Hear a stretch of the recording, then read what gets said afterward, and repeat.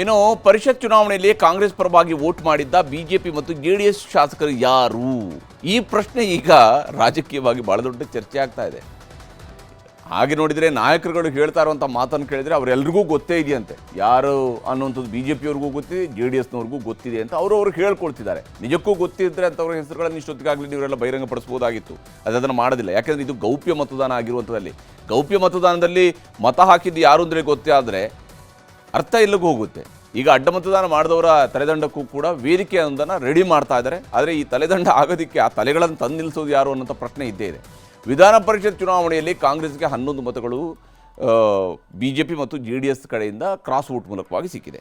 ಈ ಅಡ್ಡ ಮತದಾನದಲ್ಲಿ ಬಿಜೆಪಿ ಶಾಸಕರ ಸಂಖ್ಯೆ ಜಾಸ್ತಿ ಇದೆ. ಯಾರ್ಯಾರು ಅಡ್ಡ ಮತದಾನ ಮಾಡಿದ್ರು ಅಂಥವ್ರನ್ನ ಪತ್ತೆ ಹಚ್ಚುವಂತಹ ಕೆಲಸವನ್ನು ಮಾಡ್ತಾ ಇದ್ದಾರೆ. ಅದಕ್ಕೆ ಬೇಕಾದಂಥ ದಾಖಲೆಗಳನ್ನು ಸಂಗ್ರಹಿಸ್ತಾ ಇದ್ದಾರೆ. ದಾಖಲೆಗಳೆಲ್ಲ ಅಧಿಕೃತವಾಗ್ತಾ ಇದ್ದರೆ ಕೇಂದ್ರ ಬಿಜೆಪಿ ನಾಯಕರು ಶಿಸ್ತು ಕ್ರಮ ಜರುಗಿಸುವಂಥದ್ದು ಪಕ್ಕಾ ಅಂತ ಹೇಳಿ ನಾಯಕರುಗಳು ಹೇಳ್ಕೊಂಡು ಓಡಾಡ್ತಾ ಇದ್ದಾರೆ. ಅಡ್ಡ ಮತದಾನದ ಬಗ್ಗೆ ಕೇಂದ್ರ ಸಚಿವ ಪ್ರಹ್ಲಾದ್ ಜೋಶಿ, ಸಂಸದ ಬಸವರಾಜ ಬೊಮ್ಮಾಯಿ ಅವರು ಕೂಡ ಮಾತನಾಡಿದರು. ಅಡ್ಡ ಮತದಾನವನ್ನು ಕೇಂದ್ರೀಯ ಸಮಿತಿ ಗಂಭೀರವಾಗಿ ಪರಿಗಣಿಸಿದೆ. ದುಡ್ಡಿನ ಆಸೆಗಾಗಿ ಕೆಲವರು ಅಡ್ಡ ಮತದಾನ ಮಾಡಿದ್ದಾರೆ, ಅಂಥವರನ್ನು ಪತ್ತೆ ಹಚ್ಚಿ ಕ್ರಮ ಕೈಗೊಳ್ತೀವಿ ಅಂತ ಎಚ್ಚರಿಕೆಯನ್ನು ಕೊಟ್ಟಿದ್ದಾರೆ. ಭಾಳ ದುರ್ದೈವ ಸಂಗತಿ, ನಮ್ಮ ಕೇಂದ್ರೀಯ ಪಾರ್ಟಿನೂ ಸಹಿತ ಇದನ್ನು ಅತ್ಯಂತ ಗಂಭೀರವಾಗಿ ಪರಿಗಣಿಸಿದೆ. ಯಾರು ಮಾಡಿದ್ದಾರೆ ಅವರು ಸೀಕ್ರೆಟಾಗಿ ನಾವು ಮಾಡೀವಿ ಅಂತ ಅಂದ್ಕೊಂಡಿದ್ದಾರೆ, ದುಡ್ಡು ಕಾಸಿನ ಆಸೆಗಾಗಿ. ಆದರೆ ಅದು ಯಾವುದೂ ಸೀಕ್ರೆಟ್ ಉಳಿಯೋದಿಲ್ಲ. ಇದು ವ್ಯವಸ್ಥೆನ ಹಂಗದ, ಯಾವುದೂ ಸೀಕ್ರೆಟ್ ಉಳಿಯೋದಿಲ್ಲ.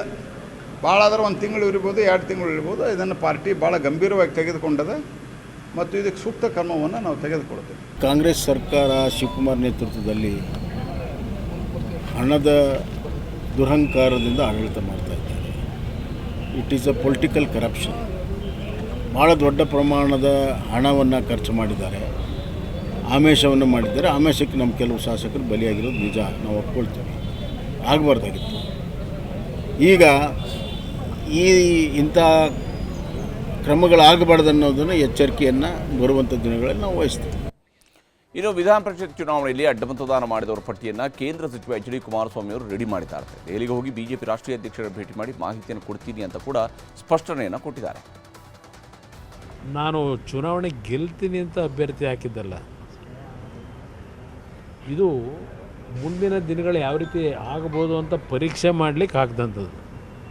ಈ ಒಂದು ವಿಧಾನ ಪರಿಷತ್ತಿನ ಚುನಾವಣೆಯಿಂದ ಯಾವುದೇ ಕಾರಣಕ್ಕೂ BJP ಮತ್ತು JDSನ ಯಾವುದೇ ರೀತಿಯ ಬೆರುಕನ್ನು ಯಾರೂ ತರಲಿಕ್ಕೆ ಸಾಧ್ಯ ಇಲ್ಲ. ಅದನ್ನು ಭಾಳ ಸ್ಪಷ್ಟವಾಗಿ ನಾನು ಹೇಳ್ತೀನಿ.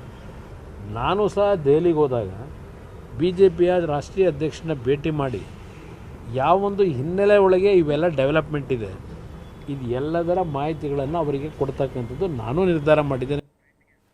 ಇನ್ನು ಕರ್ನಾಟಕದಲ್ಲಿ ಅಡ್ಡ ಮತದಾನ ಮಾಡಿದ್ದ ಶಾಸಕರಿಗೆ ಬಿಜೆಪಿಯಿಂದ ಶಿಕ್ಷೆಯಾಗೋದು ಗ್ಯಾರಂಟಿ ಅಂತ ಬಿಜೆಪಿಯವರು ಹೇಳ್ತಾ ಇದ್ದಾರೆ. ಇದರ ಜೊತೆಗೆ ಬಿಜೆಪಿಯ ರಾಜ್ಯಾಧ್ಯಕ್ಷ ವಿಜಯೇಂದ್ರ ಅವರಿಂದಲೇ ಸಾಲು ಸೋಲಾಗ್ತಾ ಇದೆ ಅಂತ ಬಿಜೆಪಿಯ ಬಂಡಾಯ ನಾಯಕ ಕುಮಾರ್ ಬಂಗಾರಪ್ಪ ಅವರು ಆರೋಪವನ್ನು ಮಾಡಿದ್ದಾರೆ.